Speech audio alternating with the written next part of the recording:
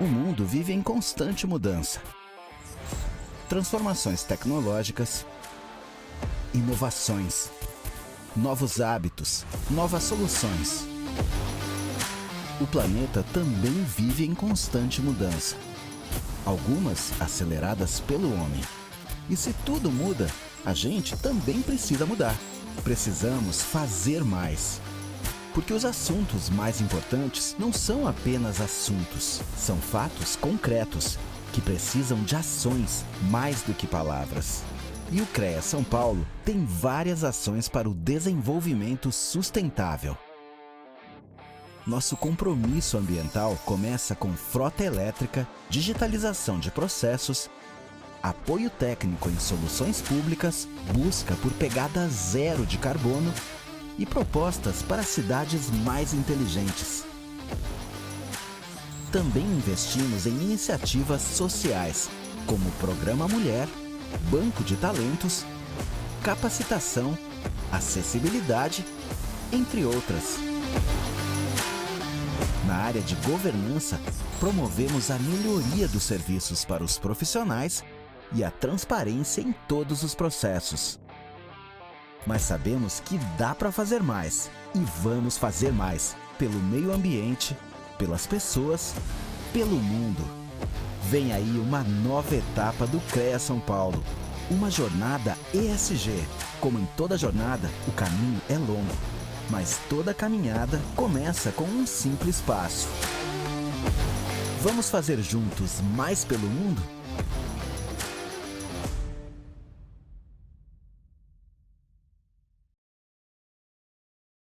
O que faz o CREA São Paulo? O CREA São Paulo é o Conselho Regional de Engenharia e Agronomia do Estado de São Paulo, uma autarquia federal e o maior conselho profissional da América Latina. Ao lado das instituições de ensino que capacitam e das entidades de classe que defendem os direitos trabalhistas e promovem ações de valorização. O papel do Conselho é registrar, habilitar e fiscalizar o exercício de profissionais da engenharia, agronomia e geociências no âmbito paulista. Com isso, o CREA São Paulo impede que leigos ou indivíduos não habilitados exerçam atividades exclusivas de profissionais da área tecnológica, garantindo a segurança de toda a sociedade. CREA São Paulo. Fiscalização. Boa para o profissional, essencial para a sociedade. Bom dia! Como todos sabem que acompanham o nosso podcast da APMEC, a gente faz o podcast todos os meses. E esse é o primeiro do mês de agosto e nós vamos ter ainda um segundo no mês de agosto. Hoje, como vocês também sabem, eu vou me reapresentar, é José Elias Fernandes Abuiz, mais conhecido como Elias Riz, diretor executivo da APMEC. E nós contamos sempre com o apoio do CREA. Em todos os nossos eventos, o CREA está sempre apoiando a gente. E também, como eu já falei algumas vezes, nós temos um coworking, que em parceria com o CREA, que qualquer profissional pode ir na PMEC e utilizar o coworking da PMEC, sem pagar nada, por incrível que pareça. Esse convênio do CREA com as associações, ele é gratuito para todo profissional em dia com o CREA. Então, está à disposição dos senhores em São Paulo e no interior. Bom, hoje também eu estou com um amigo, o Luiz Choriri Neto. Ele é engenheiro civil, tem muita experiência no CREA já. Ele já foi vice-presidente do CREA, já foi diretor do CREA, trabalhou em vários lugares do CREA honorífico. As lideranças do CREA, a diretoria do CREA, de presidente a diretores, são todos honoríficas. Ou seja, são profissionais que se dão em benefício dos engenheiros e do público em geral. Então, o Choriri já é uma pessoa que já tem isso na carreira dele e na mente dele. Ele também é diretor executivo da Fundação Municipal de Ensino de Piracicaba. Ele vai poder falar um pouquinho porque é uma fundação que todas as cidades deviam ter uma coisa semelhante, algumas até têm, né? Para ter uma educação, é grátis, né? Uma educação gratuita e de muita qualidade, que no caso de Piracicaba chega ao segundo grau, à universidade, né? Vocês têm universidade, não tem? Sim. Chorili, ele já vai poder falar um pouquinho. Então, eles têm uma universidade lá, que é surpreendente isso, tá? Um município sustentar uma universidade. Agora, Chorili, então fala um pouquinho de você, quem é você, que eu já dei um spoiler do que você é. Conta um pouquinho. Bom dia, Elias.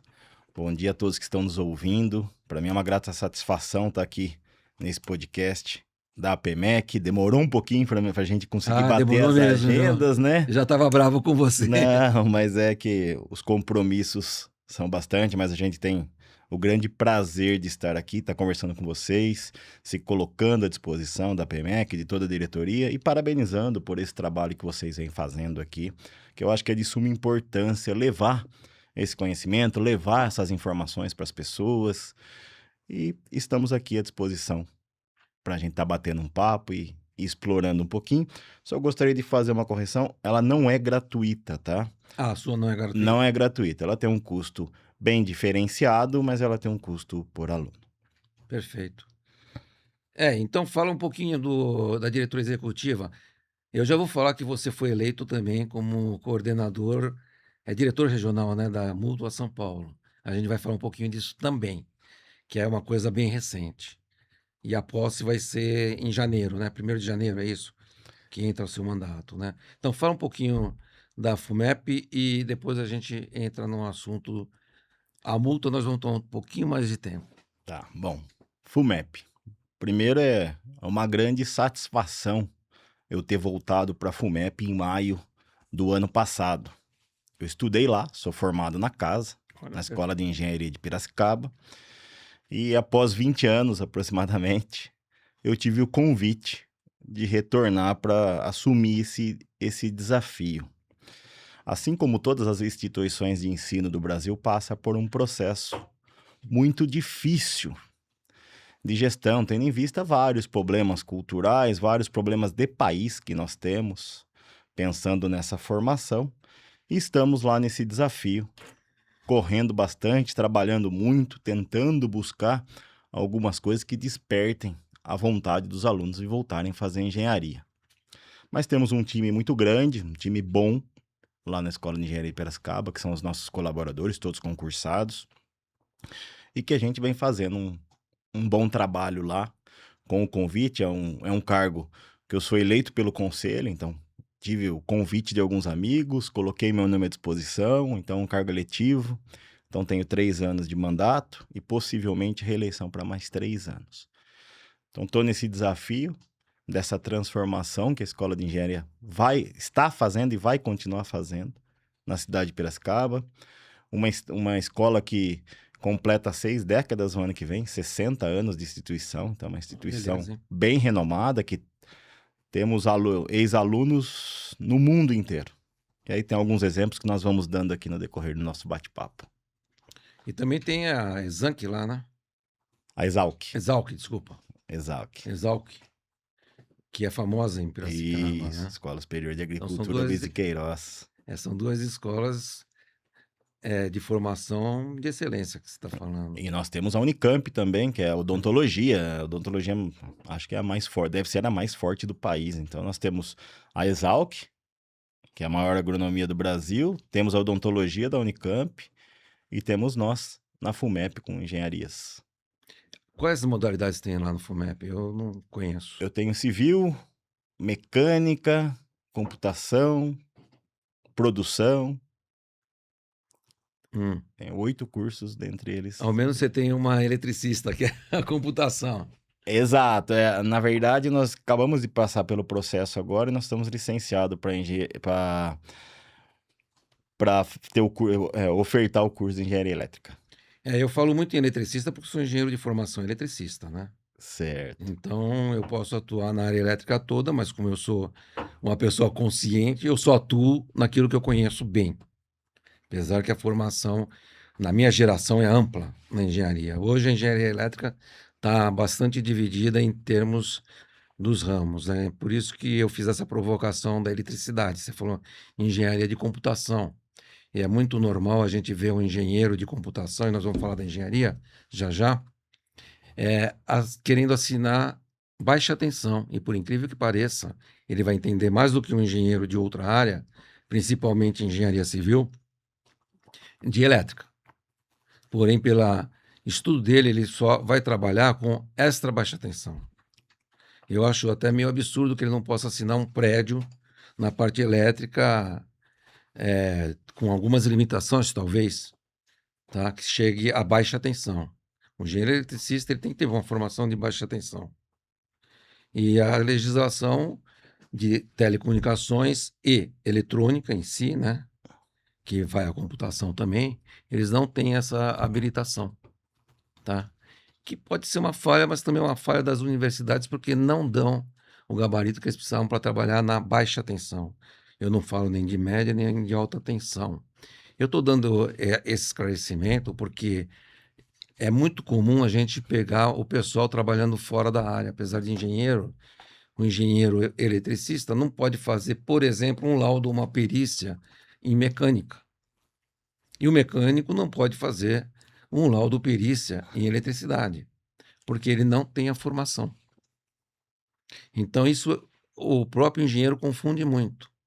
A gente vê muito isso também com um problema de arquitetos e engenheiros civis, engenheiro elétrico, uma coisa que sempre acontece, tá? Então, o profissional tem que ter um pouquinho de noção do que ele pode e não pode. Porque a consequência qual é? Ele ser colocado num código de ética. Ele está atuando fora da área de formação dele, né? E a gente também tem falado muito, já falamos um pouquinho da FUMEP, das engenharias em si, né? Porque está tendo grande divulgação que o pessoal quer ser influencer digital, mas não quer ser engenheiro. O pessoal quer ser advogado, mas não quer ser engenheiro. Porque a gente nota que a engenharia ela exige um pouquinho mais da pessoa em termos de estudo, de matemática, física. Né, Chorilli? Eu já falei muito, fala um pouquinho de você, da sua experiência com isso, na engenharia e por que a gente está trabalhando para o jovem querer voltar para a engenharia. Que a engenharia é tudo. E nós vamos falar disso também. Conforme eu disse, bem num termo muito simplista, nós temos um problema de país em relação à educação. E aí falando dos nossos alunos que chegam na engenharia. Hoje, o primeiro semestre, eu tenho que recapitular matemática e física para mim colocar o aluno na mesma página para poder iniciar o curso de engenharia. Então, a gente tem uma dificuldade muito grande no nosso ensino médio de como o aluno chega para a gente.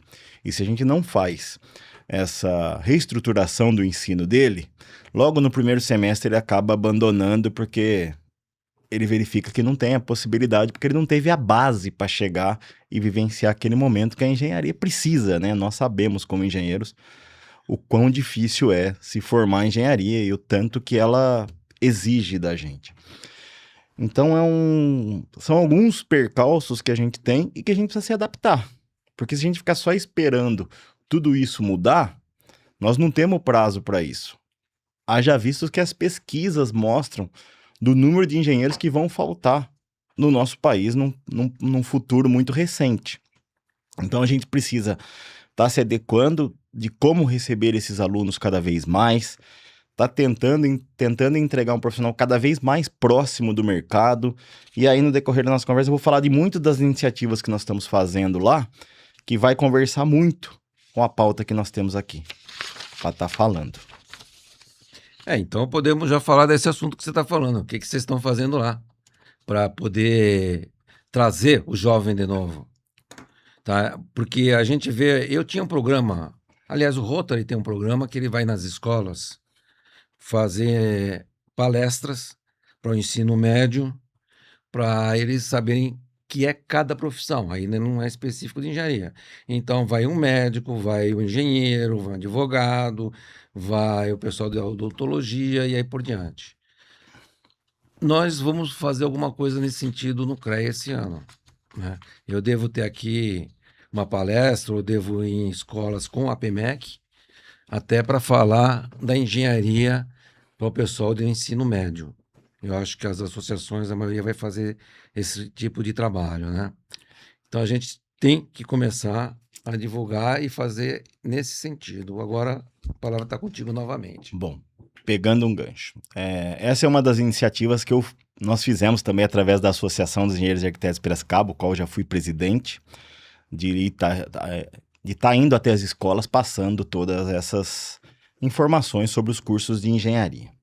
E hoje na FUMEP eu continuo com isso. Então a gente está indo até as escolas, falar dos cursos que a gente tem, das expectativas de mercado que a gente tem. Então nós estamos indo até o ensino médio conversar com os alunos. Indo um pouco mais a fundo, na cidade de Piracicaba nós temos 52 escolas no ensino médio do estado, que hoje mudou um pouco. Na época que nós estudamos é um pouco diferente. Hoje o município cuida do ensino, acho que até o 6º ano, e depois é o estado que cuida do restante. Então nós temos 52 escolas do ensino médio em Piracicaba. Nós temos um projeto na nossa fundação, que nós iniciamos no ano passado, quando eu cheguei em maio, nós iniciamos no final do ano, e foi um projeto muito assertivo, e eu até vou trazer para você a informação real que eu tirei a semana passada. Dentre essas 52 escolas, a gente pede para a diretora de cada uma delas indicar os 3 melhores alunos da escola. E elas indicam os 3 melhores alunos do ensino médio. E através disso a gente sorteia uma bolsa de 100% para que esse aluno possa estar fazendo a graduação. Então foi uma experiência que eu tive ano passado, que para mim, nós recebemos lá aproximadamente 70 alunos que foram participar desse sorteio. Se eu pudesse, eu daria bolsa para os 70, porque você via ali pessoas diferentes, chegando com o pai, com a mãe, com o avô, coisas que hoje você não enxerga mais, essa juventude querendo andar acompanhada com o pai, chegando de mão dada com o pai, abraçado com o vô. Então foi uma coisa muito bonita que eu pude vivenciar. E para grata satisfação, essa aluna que foi sorteada, ela está com uma média do primeiro ano dela de 9,4 geral. Diferenciada. Na fundação. Então, é uma alegria muito grande que a gente pode estar transformando a vida dessa pessoa, que talvez ela pudesse não ter condições de estudar, e de repente nós estamos entregando uma engenheira brilhante aí para ajudar a nossa cidade, ajudar nosso estado e ajudar nosso país. Então, essa é uma das iniciativas. Então, até gostaria de agradecer ao diretor Carlos, que toma conta da nossa delegacia de ensino lá de Piracicaba, ele é diretor lá, o qual tem uma excelente relação e que a gente está construindo junto esse momento de tentar fazer com que esses alunos eles vá fazer a graduação e mostrar para eles o quão importante é esse ensinamento para o decorrer da carreira dele, da vida dele e assim por diante. Então esse é um dos projetos e a gente está fazendo com que os nossos alunos façam parte, porque a FUMEP ela é mantenedora. Nós temos 4 empresas dentro da FUMEP. Nós temos nosso colégio técnico, nós temos a nossa graduação, a nossa pós-graduação e os nossos cursos de breve duração. Então é muito importante também que a gente está fazendo todo esse trabalho e que os alunos façam parte. Então quem vai gravar toda a nossa campanha agora para o ensino de bolsa são os nossos bolsistas. Então eles vão falar com propriedade que ali passou por um processo seletivo, de algumas formas e outras. Por exemplo, nesse caso, ele veio porque ele foi uma indicação da diretora, ele participou de um sorteio que foi ao vivo ali, então todo mundo pôde presenciar, que não teve direção nenhuma, realmente ganhou aquele que foi sorteado e está demonstrando no resultado que o trabalho nosso foi bem feito e chegou uma aluna especial aí, tá tocando essa frente. É muito bom, viu?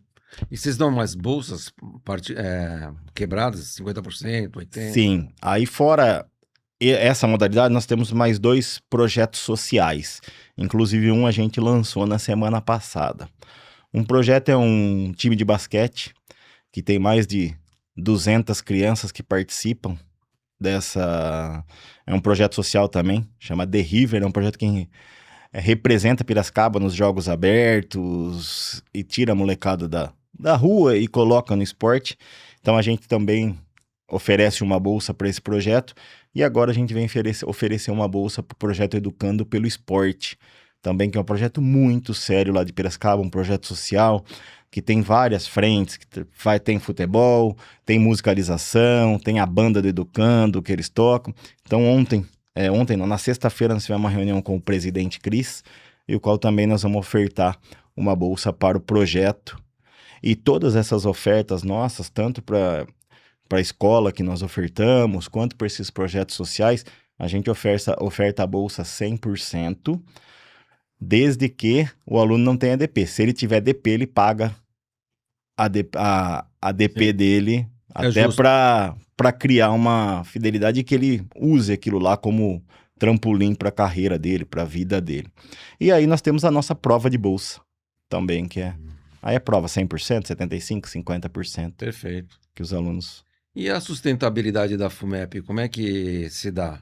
É Estado, Prefeitura, a Fundação, fora os cursos que vocês dizem que cobram, que você falou que cobra? Bom, Elias, embora a gente seja uma fundação municipal, a gente não tem nenhum tipo de aporte, nem do município, nem do governo. Nossa, é difícil conviver com isso. Totalmente, a gente tem um preço muito acessível para o mercado e nós não temos nenhum aporte.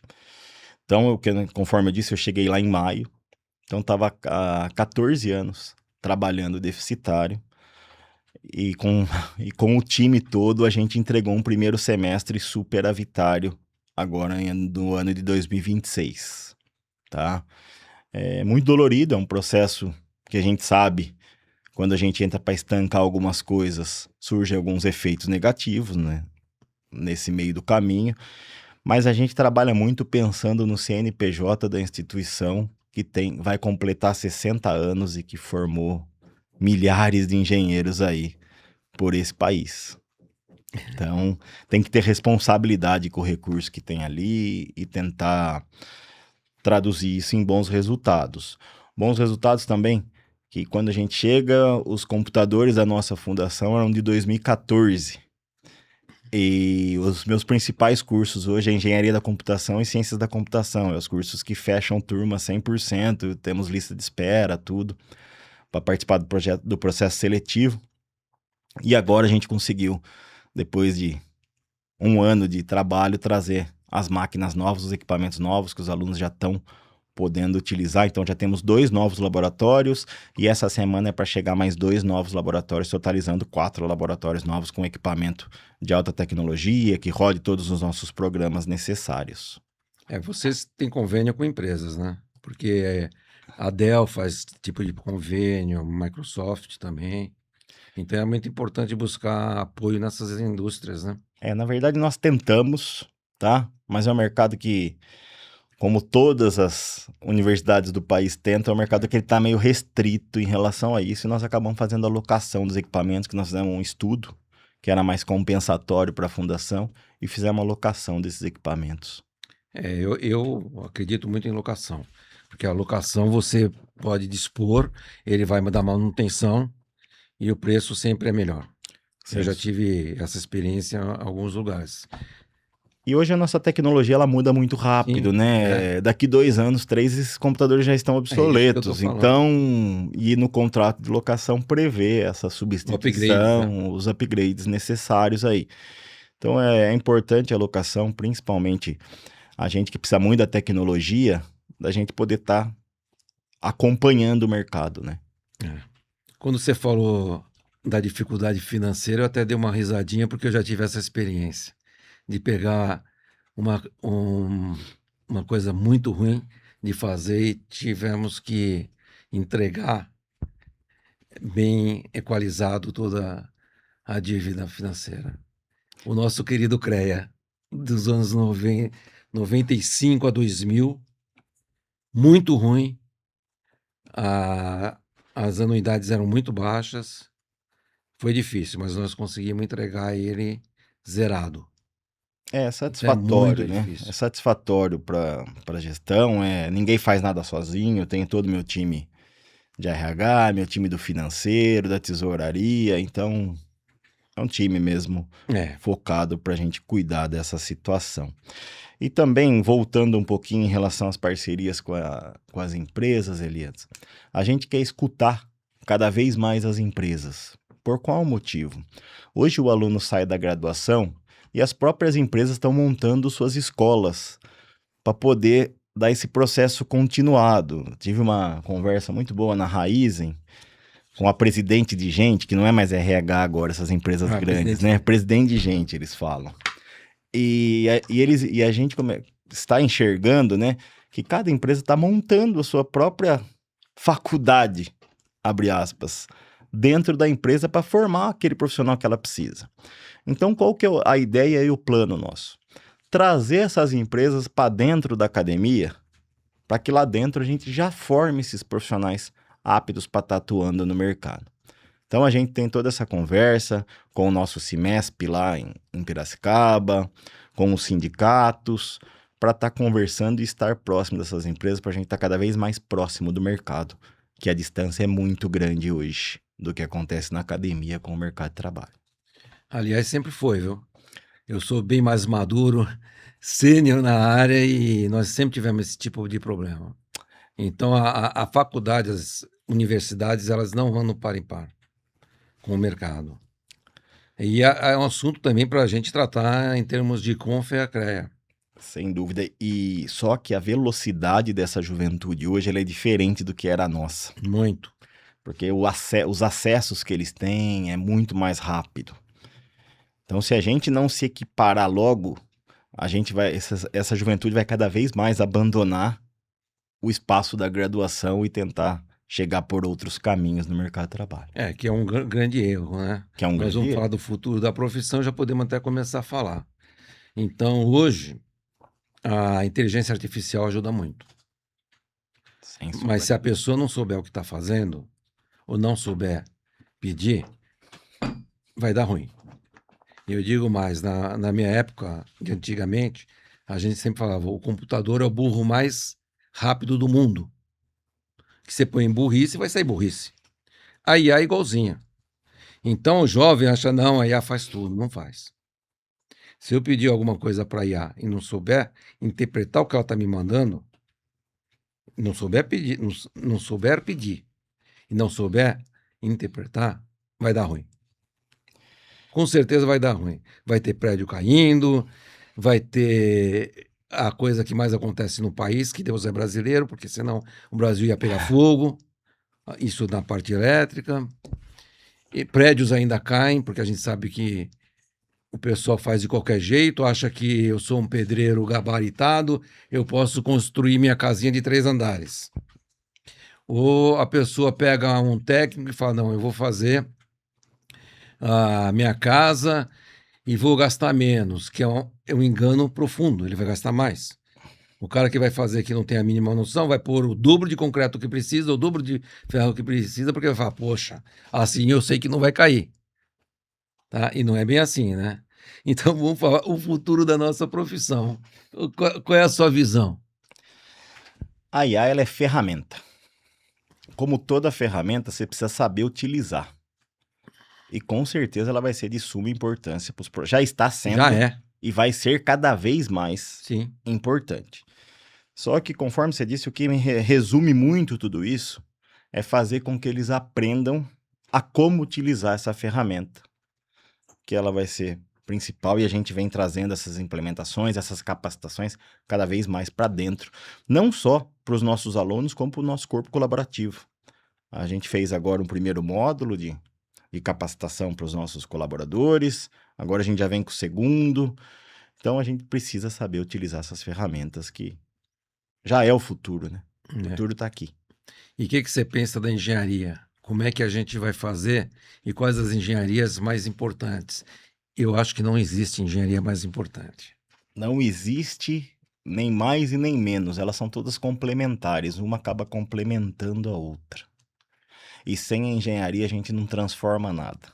Então todas elas são importantes e a gente precisa sempre estar trabalhando como colegas de profissão. Perfeito.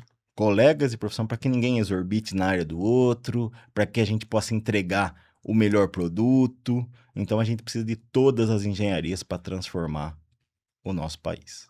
Pois é, falando em engenharia, quem está observando a gente aqui, se não fosse a engenharia, não teria nada disso.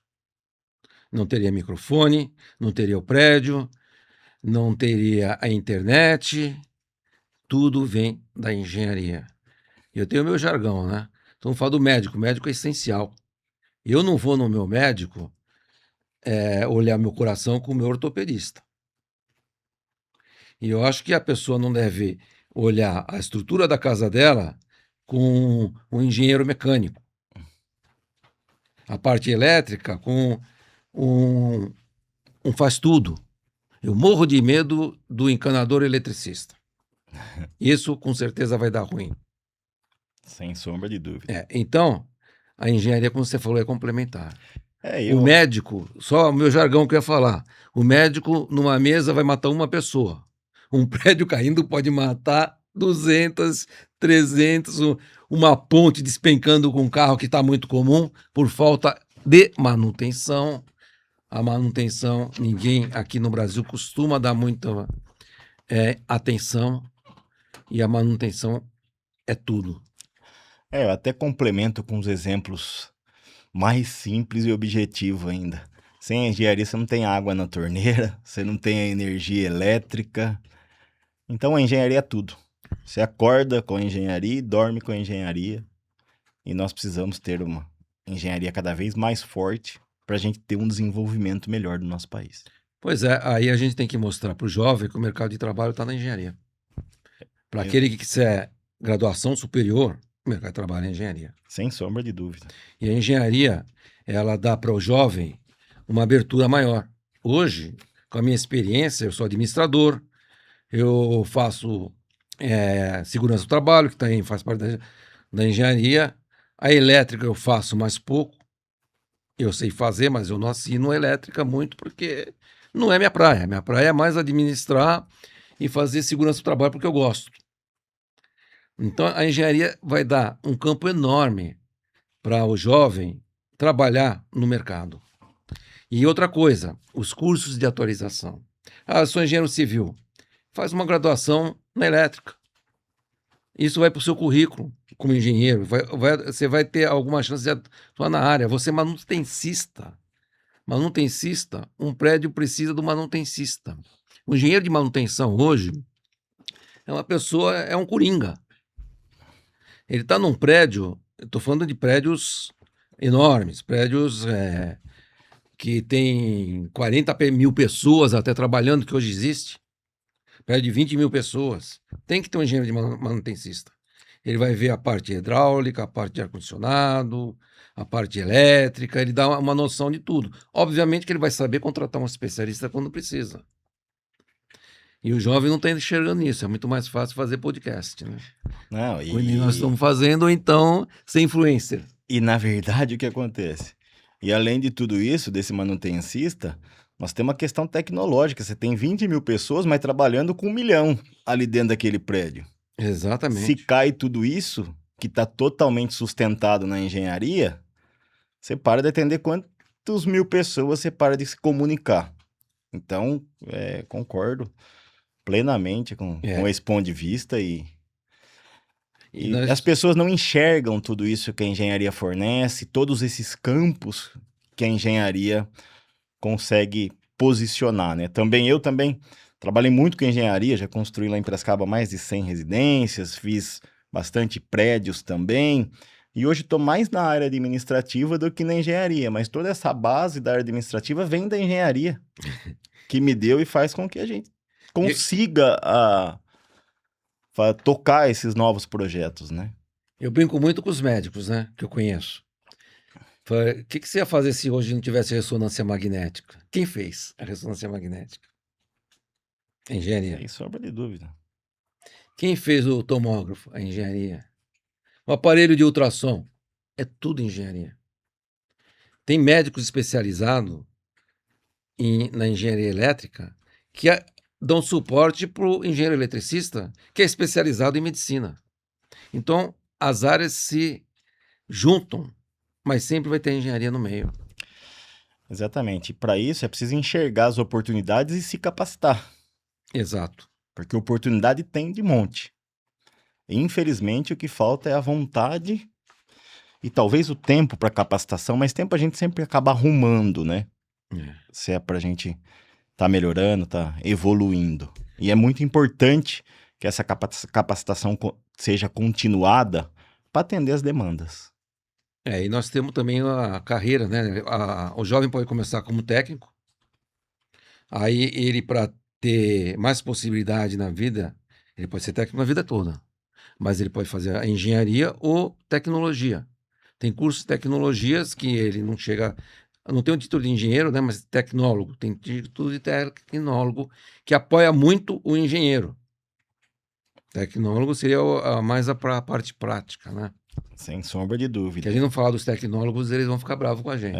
Inclusive mandar um abraço pro Pedrão aqui, senão o Pedrão já dá dor em Pedrão, Zé nós. Paulo, tecnólogo, são parceirão nosso, estão no CREA, o tecnólogo tem CREA. Tem CREA, sem problema grande nenhum. liderança, e muitos tecnólogos que também entregam muito pelo país, que trabalham muito aí. Sem sombra de dúvida. Por isso é bom citar também os tecnólogos, que nós precisamos Com dele, a toda sociedade como um certeza. todo. Nós precisamos de todo mundo, nós precisamos dos técnicos, nós precisamos dos tecnólogos, nós precisamos dos engenheiros, que as nossas profissões são complementares. Nós não somos concorrentes, nós somos complementares.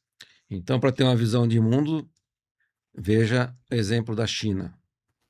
A China forma mais engenheiros, estou sem o número aqui na cabeça agora, do que todos os países do mundo. Por que ela cresceu tanto? Investiu na educação, investiu na tecnologia e na engenharia. A resposta está aí na sua própria pergunta. Japão, Coreia, investiu na educação, tecnologia e na engenharia como um todo. Todos esses países estão voando. Os Estados Unidos já ficou um pouco atrás. Eles sempre importaram engenheiros, tem universidades de excelência nos Estados Unidos, eles pegam as melhores cabeças do mundo, mas a velocidade que esses países que eu citei agora, da Ásia basicamente, foi enorme e estão formando muita gente boa e deixando os Estados Unidos para trás, que estão muito preocupados, inclusive com a parte de inteligência artificial. Sem sombra de dúvida, já ultrapassou, né? Então, o Brasil podia se tornar disso, porque nós temos tudo, né? Nós podíamos nos tornarmos como engenharia, sempre já teve uma engenharia de excelência, notadamente, na engenharia civil. Ainda temos, viu, Elias? Temos. Ainda temos engenharia de ponta para o mundo. Basta ver a Unicamp. É isso. E olha só que interessante. Nós temos a USP, né? o Coronel Sendin, que é formado lá na nossa fundação. E hoje ele está trabalhando no Texas, trabalhando com o sistema de combate a incêndio e escrevendo as normas técnicas lá no Texas, em conjunto com muitos profissionais. O único diploma que ele conseguiu validar foi da Escola de Engenharia de Piracicaba. Então ele está lá como engenheiro hoje com a validação do nosso diploma. Então são cases que enche a gente de orgulho e vê o quão o nosso ensino é significativo dentro da nossa cidade, do nosso país e agora fora do país. Eu fiquei muito contente e surpreso com a fundação de vocês, que realmente é um trabalho de gigante, principalmente se manter sem ajuda do Estado ou do próprio município, né? Sem ajuda de recurso nenhum. Porque eu, na minha cabeça, achava que você teria algum aporte do município ao menos. Não. Muito bom, muito bom. Bom, então, entre as futuras da profissão, mas depois da profissão a gente tem uma coisa chamada a parte de entidade de classes. E aí você milita nisso, eu já militei muito, ainda tenho bastante contato. Eu sou sócio da Associação dos Engenheiros de Santos também. Fui conselheiro pela Associação dos Engenheiros de Santos. A gente pode falar disso um pouquinho, porque o pessoal não tem nem noção. E depois a gente vai falar um pouquinho também da tal da mútua. Ninguém sabe o que é mútua. Eu estava comentando antes de a gente começar aqui que a PMEC promoveu um curso junto com a Fundabom, que é a Fundação dos Bombeiros do Estado de São Paulo. Esse curso está acontecendo agora no início de agosto e vai terminar em novembro, são 104 horas para ensinar não, gabaritar os profissionais em termos de avaliação de risco, AVCB, basicamente. Sempre voltado nessa área. E tem engenheiro que não sabe nem que tem IT, que é as normas técnicas, entre aspas, dos engenheiros, dos bombeiros, né? E a gente, conversando com a Fundabom, com a própria Prefeitura de São Paulo, a gente notou uma falta até do pessoal que fiscaliza na Prefeitura, os engenheiros, sobre a avaliação do AVCB dos próprios municipais. Os próprios municipais são prédios do próprio município, né? Inclusive escolas. E resolvemos fazer esse curso. E nesse curso eu perguntei para mais de 30 engenheiros quem era sócio da Mútua. A minha surpresa foi que um levantou a mão. Na minha cabeça era 2, mas eu tive a confirmação agora de um. Fora eu, que eu sou sócio da Mútua desde sempre, né? Então nós vamos primeiro falar da entidade de classe e depois vamos na Mútua. Porque ninguém sabe o que tem Mútua. Nós temos quantos associados hoje na Mútua? Bom, vamos lá. Falar um pouquinho da Mútua e da importância das entidades de classe nesse processo. Hoje no estado de São Paulo nós temos aproximadamente 380 mil profissionais formados. Desses 380 mil profissionais, nós temos aproximadamente 300 mil adimplentes com o Conselho, com o CREA. E desses 300 mil, nós temos apenas 23 mil mutualistas. Eu acho que aí, como engenheiros, a gente se atenta muito a números, né? E eu usei um bordão durante minha campanha aí, muito forte. Só não é mutualista quem não conhece a Mútua. Porque não tem como não ser mutualista, tendo em vista tudo deixa que eu cortar. entrega. Por que vamos falar em campanha? Porque eu já falei no início, você foi eleito para assumir no dia 1º como diretor-geral da Mútua. Mas explica desse tema de diretor-geral, porque ninguém sabe o que é presidente, o que não sei o que. Vamos em frente. Desculpa cortar. Diretoria-geral é como se fosse o presidente da nossa Caixa de Assistência, né? Estadual. É que lá a nomenclatura é diferente, tá? Diretor-geral, diretor administrativo e diretor financeiro. E juntamente com o João Bosco e a Ana Paula, nós fomos eleitos diretores da Mútua e estamos nesse desafio da nossa Caixa de Assistência por 3 anos, mandato que começa dia 1º de janeiro e se encerra em dezembro de 2029. Então, é mais um desafio aí que a gente está assumindo. E voltando a falar, só não é mutualista quem não conhece a Mútua. Então, a Mútua eu não preciso vender ela, eu preciso que as pessoas conheçam ela. E eu acho que a entidade de classe ela é preponderante nesse processo. Que com certeza esses mais de 30 profissionais que você falou e apenas um, agora você tem 30 sendo informado pela Associação das Pequenas e Médias Empresas da Construção Civil do Estado de São Paulo. Sem dúvida. Se eles vão se tornar mutualista, aí é a escolha deles. Mas agora eles já sabem que tem. Com certeza despertou curiosidade em alguém que deu um Google lá, mutua.org.br e já começou a verificar o que a Mútua tem. O que lá é. Com BR. BR, isso. É com BR. Isso, mutua.org.br. É, porque todo mundo confunde. org. O site da Mútua é mutua.com.br. Isso. E isso é importante, porque ele liga o ponto... Vai aparecer um monte de coisa diferente da Mútua. .org. Mas vamos lá, desculpa também interferir de novo. Imagina. E então as entidades de classe, ela leva essa informação da nossa caixa. E o qual entidade de classe?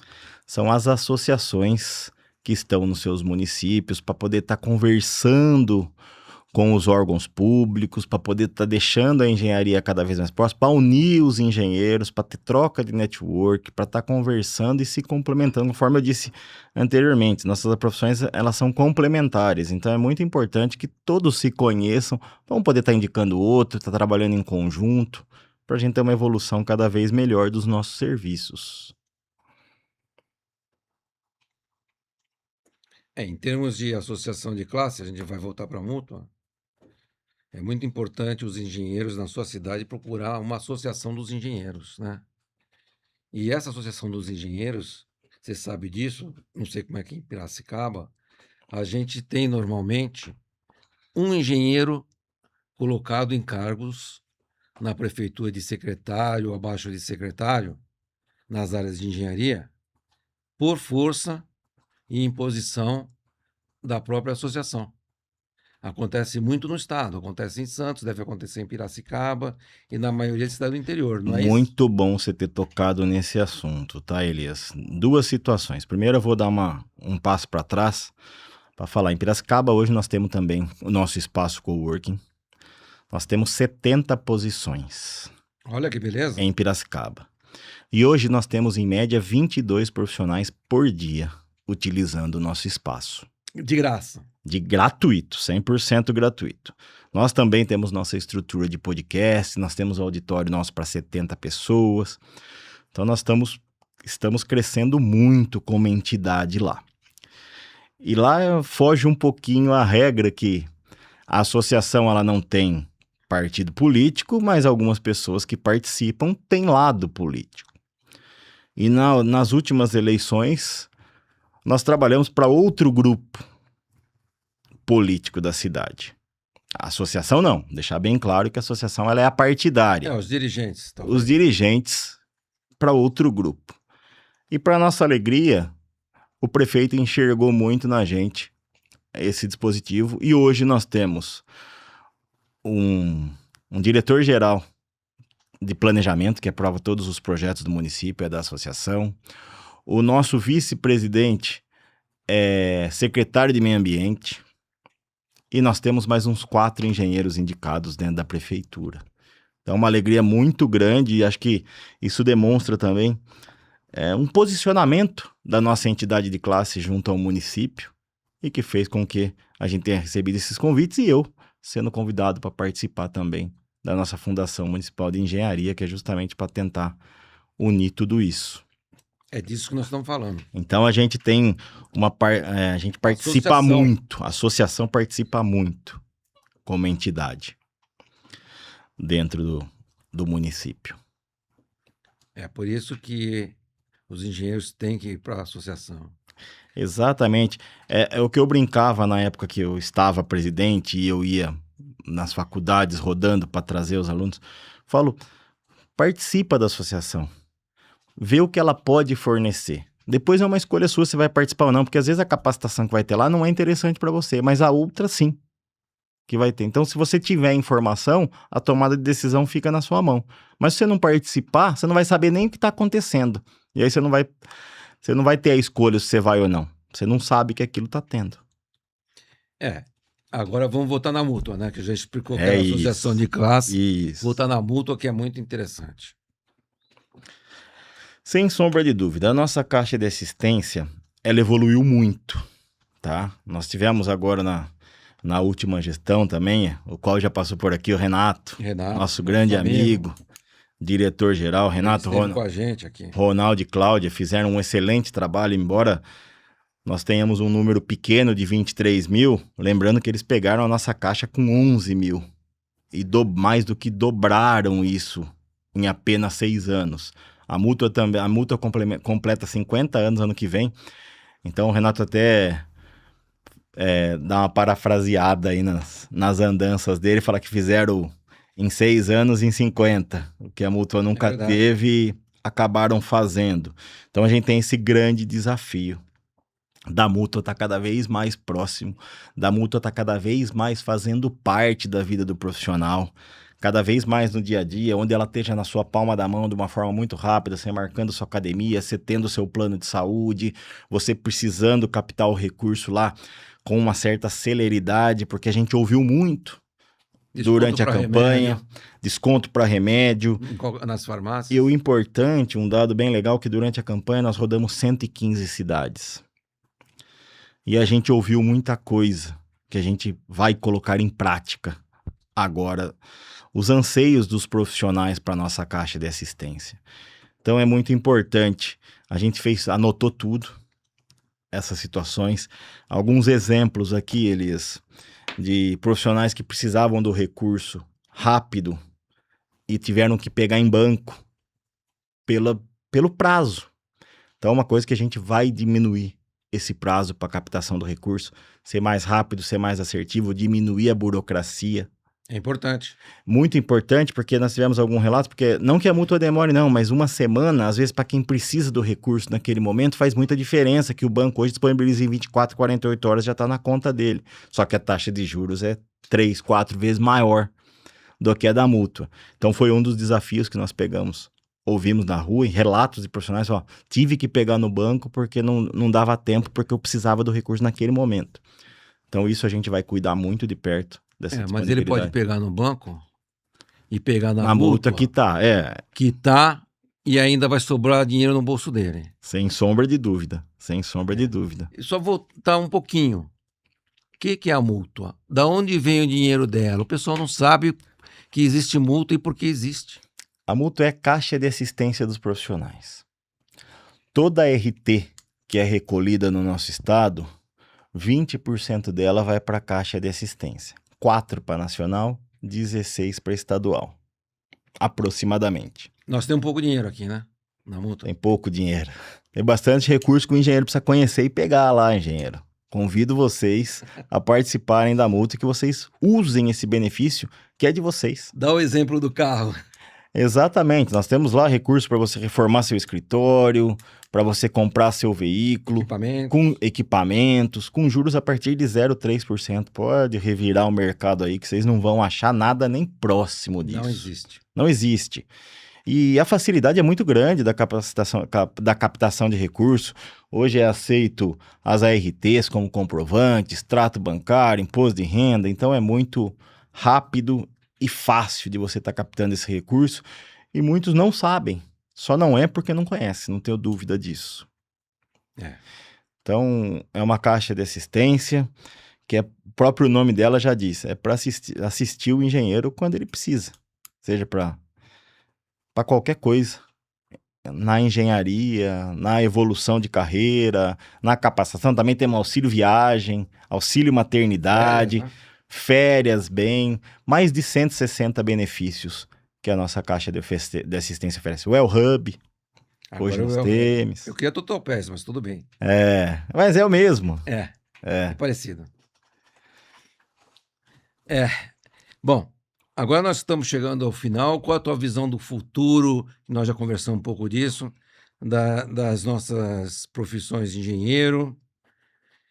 E o que você gostaria de falar para os nossos engenheiros no geral? Eu acho que o nosso futuro depende de uma soma de fatores. E a gente precisa da nossa união. Primeiro da união da nossa classe. Depois a gente precisa estar conversando com o ensino médio e pensando numa reestruturação de país, de ensino fundamental, de ensino médio, para que a gente tenha uma melhor educação, tá? E a engenharia, ela sempre vai ser protagonista de tudo isso. Então a gente precisa formar uma pessoa melhor, receber um profissional melhor no início da nossa graduação e entregar um profissional muito melhor para o nosso mercado de trabalho. E a engenharia, sempre que a gente fala de engenharia, ela é o futuro. Porque ela é o futuro para tudo e como a gente vem mudando muito rápido esse futuro, ela é cada vez mais preponderante, cada vez mais dependente de uma velocidade de atender essa demanda de mercado. E ela sempre foi, é e será protagonista. Sim.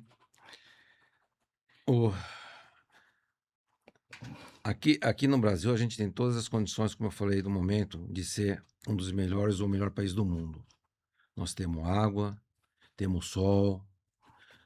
Não temos terremoto. Não tem terremoto. A produção, você consegue 3 safras num ano só. Para instalar onde hospeda toda a memória das inteligências artificiais, praticamente, nós temos tudo para isso, para construir. Mas olha, interessante. 3 safras num ano só. Isso foram nossos engenheiros que transformaram. Embrapa. Que transformaram tudo isso. Premiados mundialmente. Premiados mundialmente. Esses engenheiros. Coisas que até minha menina usa como exemplo. Antes eu queria comer um morango, eu tinha determinado mês específico para comer um morango. Hoje eu tenho praticamente morango o ano inteiro. Então, tudo isso, o que trouxe é a nossa engenharia. Então, para você entender o tamanho do protagonismo e da necessidade da engenharia, aflorada em todos os campos. Desde o nosso campo até Então, a nossa alta tecnologia, que está no campo também. quando eu falei de pegar e armazenar todas essas inteligências artificial, coisa assim, nós estamos falando de data center. Nossa Senhora. O Brasil pode ter os maiores data centers do mundo aqui. E sustentável, totalmente sustentável. Nossa energia é sustentável, o país é totalmente sustentável Totalmente sustentável. em questão de energia. Só não dá certo porque a gente tem que aprender a votar. Eu não tenho partido político, eu não sou filiado em partido nenhum, mas agora nós estamos num momento muito importante do país. Nós temos que conhecer os nossos candidatos, saber quem são, se possível, principalmente a gente que é formado, engenheiro, médico, etc., advogados, temos que saber quem é a pessoa, ler o currículo dele. Eu não posso votar no influencer digital, que ele não tem currículo nenhum. Ele não sabe nem que está falando muito deles. Nós precisamos votar em pessoas que conheçam o que é um data center. Nós precisamos votar em engenheiros. Nós, como engenheiros aqui, precisamos votar em engenheiro. Aonde tiver engenheiro deputado, lê o currículo dele. Senador, se for engenheiro, melhor ainda. Lê o currículo, nós estamos falando de Brasil, não só do Estado de E São Paulo. além de ser engenheiro, que nos represente como engenheiro. Que Exatamente. corra atrás da engenharia. Eu dou Porque muita nós temos alguns engenheiros que não levantam a bandeira da engenharia.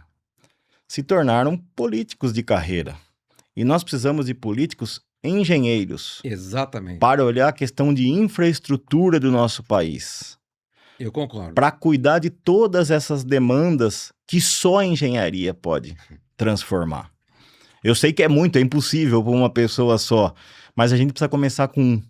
Não, precisa E eu acho começar que- com todos que são engenheiros, que a gente sabe pelo currículo dele que ele vai trabalhar para engenharia. Eu acho que desde Não é os só- nossos municípios, os Exato. vereadores, os engenheiros se colocarem à disposição para estar efetivamente dentro das câmaras discutindo planejamento urbano, discutindo as questões de água, de esgoto do município. Então nós precisamos cada vez mais nos posicionar na política, porque não tem como a gente transformar as coisas que a gente acredita sem estar participando da política. Sim. Então é de suma importância. Eu quero até aproveitar um gancho para mandar um grande abraço para o nosso presidente do Confeia, Vinícius Marquesi, para nossa presidente do CREA, a Lígia Mackey também, Elias, com o qual eu rodei todos esses dias aí Que foram reeleitos. durante a né? nossa campanha, os dois ambos reeleitos. E o Vinícius tem um protagonismo da engenharia que com certeza ele vai fazer muito pela engenharia ainda do nosso país, como já tem feito, né? Eu dei até um pouquinho de risada quando você falou da Lígia e do Vinícius, que normalmente eu estou tão envolvido aqui no nosso podcast que eu nem falo neles muitas vezes, viu?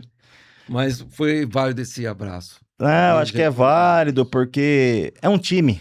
É. Ninguém faz nada sozinho e eu acho que o nosso sistema ele é Confeia, CREA, Mútua e entidades de classe. Exato. Por incrível que pareça, é. E as precisa entidades ter- nem sabem nisso, muitas delas. Esse elo precisa estar cada vez mais unido para a gente conseguir se posicionar, para a gente conseguir estar nos lugares que a gente precisa estar para transformar cada vez mais o nosso país. E para dar um exemplo ruim, eu estava em Brasília uma vez, há muitos anos atrás, e eu tenho um engenheiro eletricista, que ninguém sabe que ele é engenheiro eletricista, deputado. Não é mais deputado. Né? Se aposentou praticamente. E eu perguntei, por que você não trabalha para engenharia? Nós precisamos disso, disso. Pô, Elias, isso não dá voto. Eu não consigo me eleger com engenharia. Uma pessoa que tem essa visão não devia estar nem lá, né? Então, mas Não fala que é engenheiro, não põe no currículo que é engenheiro. Mas todos esses É elos político. todos esses elos que eu acabei de falar, Pois é. sistema, Confeia, CREA, Mútua, entidades de classe, somos pessoas conscientes e que podemos levar essas informações. Começar a conscientizar essas pessoas dessa necessidade. Infelizmente, nós perdemos muito tempo em não fazer parte disso. Exatamente. E não tem como a gente mudar se não fizer parte. Exato. Então a gente tem que estar cada vez mais próximo para que a gente transforme. Senão a gente daqui 30 anos a gente vai continuar se lastimando, falando, pô, por que nós não temos um engenheiro lá para brigar pelas nossas porque pautas? o advogado consegue tudo e engenheiro não. É isso.